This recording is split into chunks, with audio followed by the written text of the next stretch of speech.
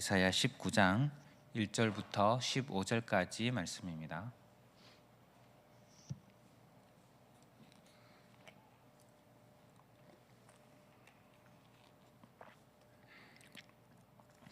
이사야 19장 1절부터 15절 함께 봉독하겠습니다. 애굽에 관한 경고라. 보라, 여호와께서 빠른 구름을 타고 애굽에 임하시리니 애굽의 우상들이 그 앞에서 떨겠고 애굽인의 마음이 그 속에서 녹으리로다. 내가 애굽인을 격동하여 애굽인을 치리니 그들이 각기 형제를 치며 각기 이웃을 칠 것이요 성읍이 성읍을 치며 나라가 나라를 칠 것이며 애굽인의 정신이 그 속에서 쇠약할 것이요 그의 계획을 내가 깨뜨리리니 그들이 우상과 마술사와 신접한 자와 요술객에게 물으리로다. 내가 애굽인을 잔인한 주인의 손에 붙이리니 포악한 왕이 그들을 다스리리라. 주 만군의 여호와의 말씀이니라. 바닷물이 없어지겠고 강이 잦아서 마르겠고 강들에서는 악취가 나겠고 애굽의 강물은 줄어들고 마름으로 갈대와 부들이 시들겠으며 나일 가까운 곳 나일 언덕의 초장과 나일강 가까운 곡식밭이 다 말라서 난려가 없어질 것이며 어부들은 탄식하며 나일강에 낚시를 던지는 자마다 슬퍼하며 물 위에 그물을 치는 자는 피곤할 것이며 세마포를 만드는 자와 배 짜는 자들이 수치를 당할 것이며 그의 기둥이 부서지고 품꾼들이 다 마음에 근심하리라. 소안의 방백은 어리석었고 바로의 가장 지혜로운 모사의 책략은 우둔하여졌으니 너희가 어떻게 바로에게 이르기를 나는 지혜로운 자들의 자손이라 나는 옛 왕들의 후예라 할 수 있으랴. 너희 지혜로운 자가 어디 있느냐? 그들이 만군의 여호와께서 애굽에 대하여 정하신 뜻을 알 것이요 곧 내게 말할 것이니라. 수완의 방백들은 어리석었고 노베 방복들은 미혹되었도다. 그들은 애굽 종족들의 모퉁이 또리건을 애굽을 그릇 가게 하였도다. 여호와께서 그 가운데 어지러운 마음을 섞으셨으므로 그들의 애굽을 매사에 잘못 가게 함이 취한 자가 토하면서 비틀거림 같게 하였으니 애굽에서 머리나 꼬리며 종려나무 가지나 갈대가 아무 할 일이 없으리라. 아멘. 이사야 19장은 애굽 즉 이집트에 내리는 심판에 대한 말씀입니다. 하나님께서 애굽의 심판을 선언하시는데 그러자 일어날 일들을 보면 2절에 보면 내가 애굽인을 격동하여 애굽인을 치리니 그들이 각기 형제를 치며 각기 이웃을 칠 것이요 성읍이 성읍을 치며 나라가 나라를 칠 것이며 애굽 안에서 내전으로 보이는 그런 싸움이 일어나게 만드십니다. 또한 전쟁 같은 그런 상황을 만드십니다. 그리고 4절에 보면 내가 애굽인을 잔인한 주인의 손에 붙이리니 포악한 왕이 그들을 다스리리라. 주 만군의 여호와의 말씀이니라. 잔인한 왕, 포악한 왕을 애굽에 세우겠다. 고대 시대의 왕이 어떤 왕이냐에 따라 백성들의 삶은 완전히 달라지는 것을 잘 아실 것입니다. 잔인하고 포악한 왕이 세워지면 백성들은 극심한 고통을 받게 될 것이고 나라가 엉망이 될 것입니다. 계속해서 5절부터 7절에 보면 바닷물이 없어지겠고 강이 잦아서 마르겠고 강들에서는 악취가 나겠고 애굽의 강물은 줄어들고 마름으로 갈대와 부들이 시들겠으며 나일 가까운 곳 나일 언덕의 초장과 나일강 가까운 곡식밭이 다 말라서 난려가 없어질 것이며 이 모습들을 보면 출애굽 때의 재앙들이 얼핏 생각이 나기도 합니다. 출애굽 때의 10가지 재앙 중에 첫 번째 재앙이 피 재앙이었는데 나일강과 이집트의 모든 물이 피로 변해서 물고기가 떼죽음을 당하고 물에서 악취가 났었습니다. 네 번째 재앙이 파리의 재앙이었는데 파리로 인해서 애굽이 황폐해졌습니다.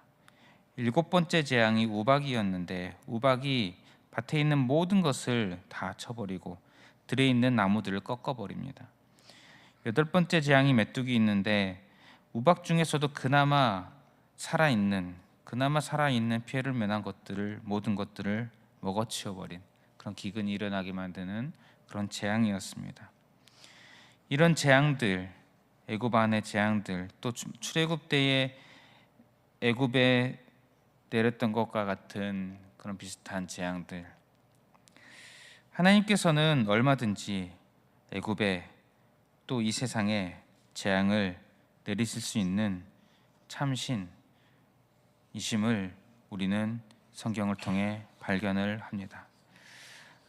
성경에는 하나님께서 참신으로 모든 만물 위에 계시는 하나님으로 오늘 말씀에 등장하고 계십니다.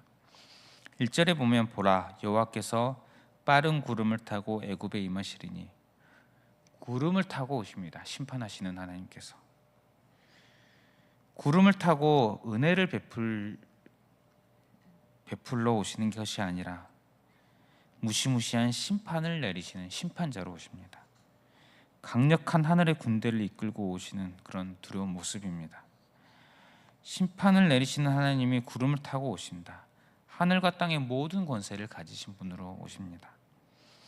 그 하나님 앞에 그 누가 당당히 설 수 있겠습니까? 1절 후반부에 보면 애굽의 우상들이 그 앞에서 떨겠고 애굽인의 마음이 그 속에서 녹으리로다. 애굽 사람들의 마음이 녹습니다. 두려워합니다. 당연할 것입니다. 하나님의 심판 앞에, 심판하시는 하나님 앞에 두려울 수밖에 없습니다. 그 하나님 앞에서 사람들뿐만 아니라 애굽의 우상들도 두려워서 떤다라고 말하고 있습니다. 이집트에, 애굽에 참 많은 우상이 있음을 잘 아실 것입니다. 대표적으로 태양신, 특히 애굽의 왕 바로, 지금으로 하면 파라오죠. 그 바로를 태양의 아들, 신으로 여기는 것이 애굽이었습니다.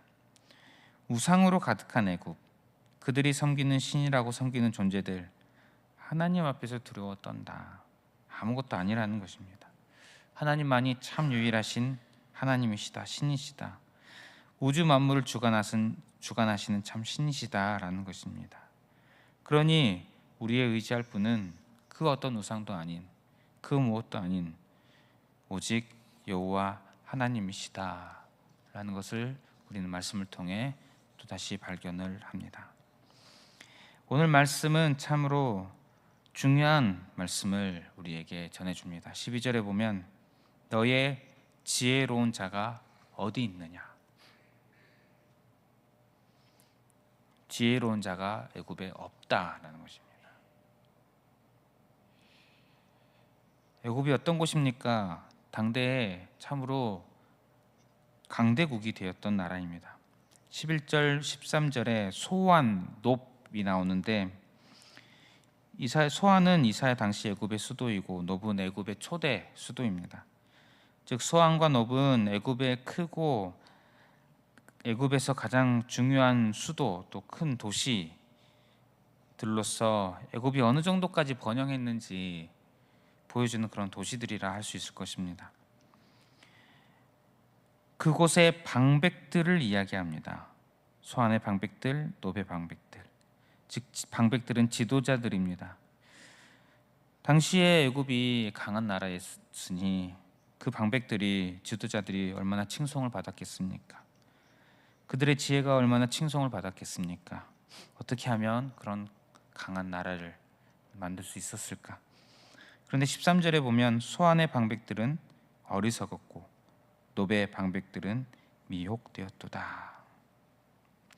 또한 11절에는 소안의 방백은 어리석었고 바로의 가장 지혜로운 모사의 책략은 우둔하여졌으니 너희가 어떻게 바로에게 이르기를 나는 지혜로운 자들의 자손이라, 나는 옛 왕들의 후예라 할 수 있으랴. 그들이 지혜로운 자가 아니라는 것입니다. 어리석은 자라는 것입니다. 강한 나라의 그 지도자들의 그 계획, 그들의 지혜, 세상에서 지금까지 우러러보고 인정해온 지혜라 할 수 있겠지만 지금 이 순간 하나님 앞에서 전혀 지혜롭지 않은 우둔한 것, 어리석은 것이었다라는 것입니다. 또한 그들은 계획을 세웁니다. 3절에 보면 애굽인의 정신이 그 속에서 쇠약할 것이요 그의 계획을 내가 깨뜨리리니 그들이 우상과 마술사와 신접한 자와 요술객에게 물으리로다. 하나님의 심판 앞에서 그들이 계획을 세웁니다. 그러나 다 무너집니다. 그들이 우상과 마술사와 신접한 자와 요술객에게 묻습니다. 애굽이 지금까지 살아온 방식입니다. 그렇게 살아왔고 그렇게 번영하였습니다. 그 방식 그대로 해나갑니다. 하지만 허탄한 방식일 뿐입니다. 왜냐하면 앞에서 보았듯이 그들이 의지하는 그 우상들이 하나님 앞에서 떨고 있습니다.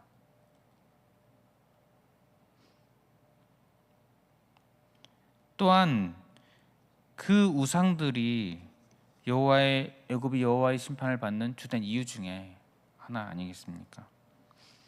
그럼에도 불구하고 이런 상황에서 그 우상들에게 가는 것은 하나님의 진노를 더 크게 사는 것이 될 뿐 아니겠습니까? 이런 어리석은 모습들, 그들의 방백들의 그런 어리석은 일들, 세상에서 가장 똑똑하고 지혜로운 것, 이 땅에서 번영을 이루게 만들어 왔던 것, 하나님 앞에서는 참 어리석은 것일 뿐이고 우둔한 것일 뿐임을 하나님은 너의 지혜로운 자가 어디 있느냐 이렇게 말씀합니다. 그렇게 말씀하시면서 지혜로우려면 어떻게 해야 되는지 함께 말씀합니다. 12절 중반부부터 보면 그들이 만군의 여호와께서 애굽에 대하여 정하신 뜻을 알 것이요 곧 내게 말할 것이니라. 하나님의 뜻을 아는 것, 만군의 여호와께서 애굽에 정하신 뜻을 아는 것, 하나님의 뜻을 아는 것, 그것이 지혜로운 자다. 어떤 사람이 지혜로운 자입니까? 여호와를 경외하는 자가 참으로 지혜로운 자인 줄 믿습니다. 하나님을 알고 하나님을 경외하는 자, 그런 삶이 지혜로운 자, 지혜로운 삶인 줄 믿습니다. 그러므로 우리는 겸손히 항상 하나님의 뜻을 구하고 항상 하나님의 뜻대로 살아가기를 힘쓰는 것이 마땅한 줄 믿습니다. 오늘 말씀을 기억하시면서 지혜로운 자로 살아가는 저와 여러분들이 되시기를 바랍니다. 하나님만 의지하는 자, 하나님의 뜻을 구하고 하나님의 뜻대로 살아가기를 오늘도 내일도 힘써 나가는 그런 지혜로운 삶을 사시는 저와 여러분들 되시기를 축복합니다. 말씀을 기억하시면서 기도하실 때에 오늘 말씀을 기억하시면서 겸손히 하나님의 뜻을 구하고 또 그 하나님의 뜻대로 살아가기를 힘쓰는 그런 우리가 되게 하여 주시옵소서. 이렇게 기도했으면 좋겠습니다. 또 기도하실 때에 담임 목사님 영육간에 강건하게 해 주시옵소서. 기도해 주시고 또 말씀의 사역자들과 세워주신 직분자들 위해서 또 다음 세대가 신앙으로 잘 성장하도록, 지금까지 여름 행사들이 다 이제 끝나갔습니다. 그 여름 행사들을 통해서 받은 은혜들 잘 간직하고 예수님을 위해 살아가는 자로 결단하도록 기도해 주셨으면 좋겠습니다. 또 주어진 기도 제목들 가지고 기도하시고 개인의 기도 제목 가지고 기도하시겠습니다.